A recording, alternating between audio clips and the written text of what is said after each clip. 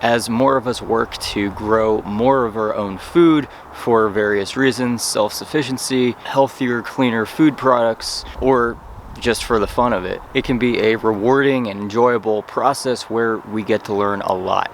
However, some of us don't always have as much land available as what we would like to be able to grow all the food that we want. And so today, or really over the course of this year, I am or will be experimenting with a garden hack that might enable me to greatly increase food production without increasing the total area of the garden. So for those of you who have probably seen a number of my videos, you'll know that parsnips is of course one of the plants that I focus on a lot. Parsnips, they're not a super popular crop, but they are becoming more recognized, and I really enjoy working with them, so that's why I do a bunch of videos on them. So what I'm doing here is I'm trying to find a way to grow parsnips between the beds, right? So more of like in the pathways, right? Down the center of that pathway, I am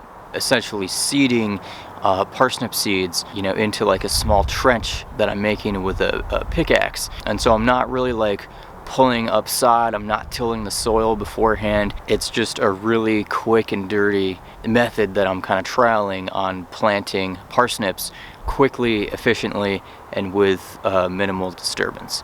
So parsnips are a lot more hardy, a lot more resilient to weed competition than carrots are, which are a close relative. And so I'm going to try and see if I can use that to my advantage, and maybe as the season moves on I may weed out certain grasses or if they need more space, but I really just kind of want to see how the parsnips do in this scenario, because if it does work, the parsnips can be seen as a very energy dense, high nutritive value crop that can be grown this way with putting even less work into the planting process and taking up less space than what I may have thought in the past. So over the course of this month of February in 2024, we've of course had a fairly mild winter. So during this month, when it's not snow covered or the ground isn't frozen, I've been seeding some parsnips in some of these pathways in between beds.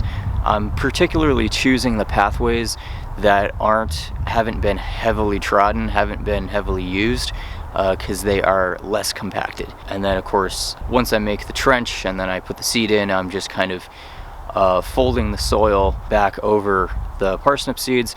It's helpful to do this when the soil isn't super wet.